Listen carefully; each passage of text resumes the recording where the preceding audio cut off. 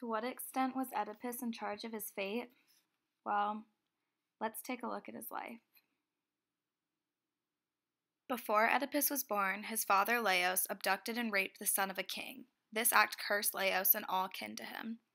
As a baby, Oedipus was abandoned by his mother and father, the king and queen of Thebes, because a prophecy informed them that Oedipus would kill Laius and sleep with Jocasta. This is not Oedipus's fault because he was cursed before he was even born. Baby Oedipus was supposed to be killed by order of his biological mother and father, but instead he was given to a sheep farmer. Oedipus had no idea that he wasn't raised by his biological mom and dad. As he grew up, he was told that eventually he would kill his blood-related father and marry his mother. Thinking that his biological parents were the ones who raised him, he left his home to protect them.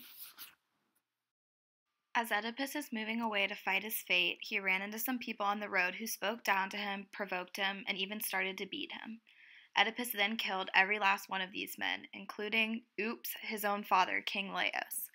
He was provoked to fight, so really, this wasn't his fault. After this, Oedipus went on to kill the Sphinx and marched into Thebes and was proclaimed the new king. Even though he killed Laios, it was not Oedipus's fault that he became king because the people of Thebes declared it for him. Soon after that, Oedipus and the queen Jocasta fell in love. Neither of them realized that Jocasta was Oedipus's mother. They even had 4 children together. It's not Oedipus's fault that this happened to him either, because he thought his mother was back where he left her and that he had avoided his fate. Then Tiresias shows up and raised some questions by confirming that Oedipus had already met his fate of killing his father and marrying his mother. Oedipus refused to even think about if this could possibly be true and claimed that the blind oracle was plotting against him. He also makes a dramatic speech in front of the entire town and claims that whoever is revealed as the killer of Laios shall be banished permanently. In this part of the play, Oedipus is majorly screwing himself over by being so ignorant to all the signs that his prophecy actually had come true. Jocasta put the pieces together that Oedipus was her son. She couldn't bear to face her incestuous actions and hung herself with bed sheets in anguish. While it was Oedipus that pressed to make the truth about his past clear, it was not his fault that she took her life. It was Jocasta that couldn't stand the facts.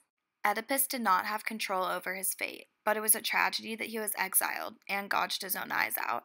He was the one who declared the person that killed Laios to be exiled.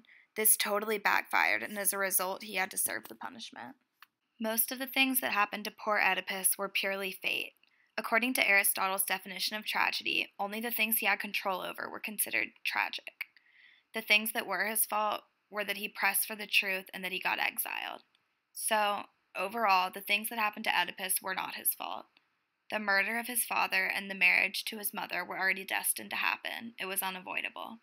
So the tale of Oedipus wasn't a tragedy. It was simply his own fate.